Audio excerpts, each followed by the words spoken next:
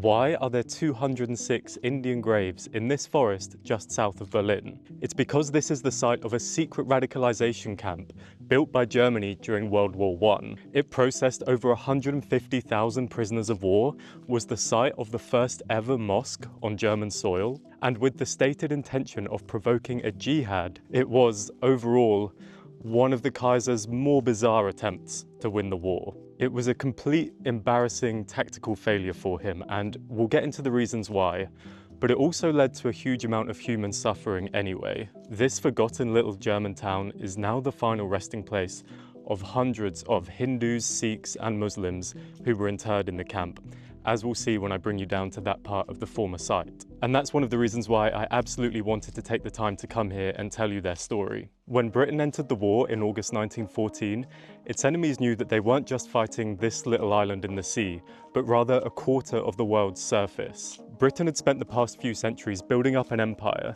that it could suddenly exploit by conscripting people from all corners of the globe to come and fight in the Great War. Like Maori New Zealanders who were conscripted despite promises that that wouldn't happen, 500,000 Australians who volunteered, and above all, 1.3 million Indians who were largely coerced into fighting, and of whom around a third were Muslim. Whereas Germany had, of course, spent those same centuries not really existing, and had barely been a major unified power on European soil for the last 40 years. But they did have one ace up their sleeve for exactly this situation: the fact that the Kaiser had spent the last 2 decades cozying up to the Ottoman Empire.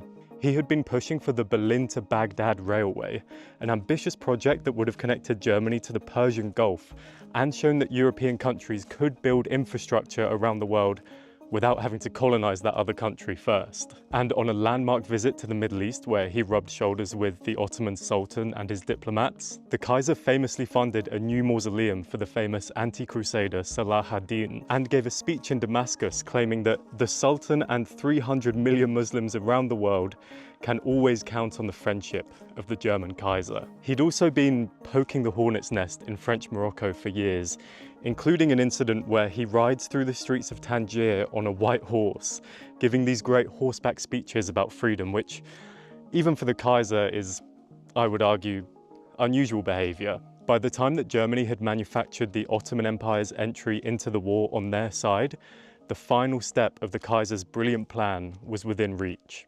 pressuring the Sultan to proclaim a jihad against Germany's enemies. The term jihad really just refers to any great effort or struggle, but this was one case in which referring to it as a holy war was not a mistranslation. The Sultan's proclamation directly called for revolts in colonies under British, French, and Russian rule by saying the killing of the infidels who rule over the Islamic lands has become a sacred duty. And if you strip away the hindsight of knowing that this failed completely, the tactic does have some kind of military sense to it. India, with its significant Muslim minority, was still the economic jewel in the crown of the British Empire. Literally. And of course, they could only control India in the first place because of their access to the Suez Canal, which was in a Muslim majority area. So if you could turn Islam against Britain, in theory, you could turn the tide and go back to fighting an old-school war on European soil. The German government designed multiple new and expensive projects to back up this jihad, like a Department for Islamic Propaganda, propagating materials in Arabic, Persian and Turkish and Urdu, spreading the message that only Germany was a true friend to Islam. And then the establishment of a very particular prisoner of war camp on this exact ground where I'm standing. This is the former site of Halbmondlager, or Half Moon Camp, which, along with some other smaller camps elsewhere in this forest and on the outskirts of the towns around here, was Germany's central location for all captured non-Europeans, even the most unlikely nationalities, like 2 indigenous Australians who were interred here. But their main strategic focus was on all of the Muslim soldiers who were held here, who they believed that they could radicalize to go and fight alongside Germany and the Ottomans against the British. Which is why the first ever mosque on German soil was built right here in this camp. It was large enough to accommodate 400 people worshipping at any one time, and as you can see from this replica in a brilliant local history museum that I've just been to, and I will link in the description below this video if you'd like to go and do the same, it was clearly modelled on the Dome of the Rock in Jerusalem. Now, along with being granted this mosque to pray in and the freedom to practice religious festivals and request halal meals if they wanted to, conditions in this camp were supposedly genuinely better in terms of cleanliness and sanitation and medical treatment and so on than a lot of other prisoner of war camps of the same era. And things like this meant that while Germany made every effort to keep the camp a secret in terms of the Western Front, they could exploit it in their foreign language propaganda materials as a kind of show camp. They claimed that the mosque was a gift from the Kaiser to the Muslims, who should not go without their religious freedoms, even in captivity, and that the conditions there were so good that they forgot their imprisonment to such an extent that they almost regarded themselves as guests of the German people. And photographers were even brought in to document instances of the camp inmates worshipping and playing sport and so on. The reality, however, was that religious freedom within the camp was not a friendly gift. Rather, it was just something to be weaponized as a delivery mechanism for propaganda about how good Muslims would have risen up and destroyed the British and French and Russians by now. And yes, it may be true that your World War I era prison camp is slightly cleaner than the rest, but that's still pretty filthy. And a dense population of people who had just been severely weakened by surviving trench warfare was of course vulnerable to wave after wave of disease. Even after all of Germany's efforts, they still only managed to convince around 1,000 prisoners to go and fight for them, out of over 150,000 who were processed in the camp's lifetime. And a lot of those were wasted on campaigns like the one trying to ignite an anti-British revolt in Afghanistan late in the war, which achieved precisely nothing. So why didn't this great plan work? The fact is that loyalties were way more divided than the Kaiser had anticipated. He had been wowed by his big state visit to the Levant, but the Sultan's claim to be a worldwide caliph was greatly exaggerated.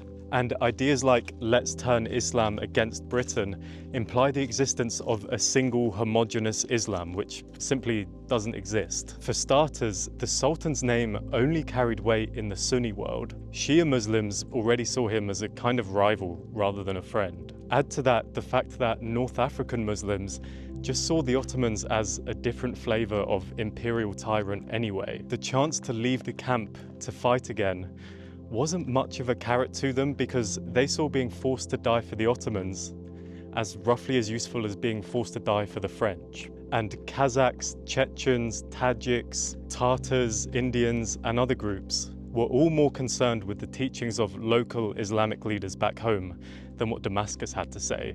So the entire operation was basically a bust. Muslims living around the world under harsh British, French and Russian rule probably also already wanted their independence anyway, but were unable to physically achieve it for one reason or another, whether or not the Sultan had politely asked them to start doing so. And Britain was, of course, working counter-propaganda, claiming that the Sultan was a German puppet and that it was the Hashemites who were the true rulers over all Islam.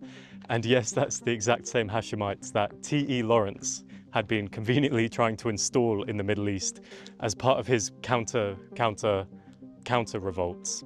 When the Half Moon camp was closed after the end of the war, its buildings fell into disuse and became overgrown, as you can see.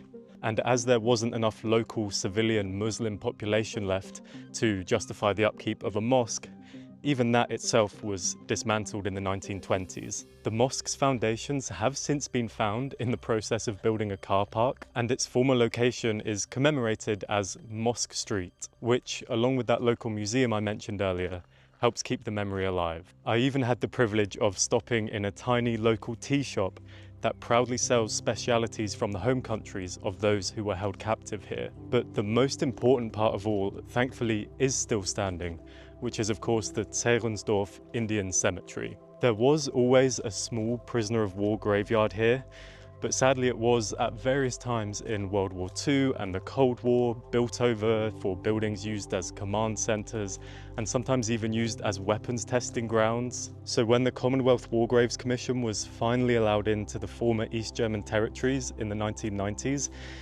there was a lot of work to do removing unexploded ordnance and giving every soldier the marker that they deserve. For those who sadly never made it home and died during their time in this camp, individual burial styles, last rites and engravings were granted depending on the religious customs of the individual soldier. And some original markers like this one commemorating the Tartars were able to be restored.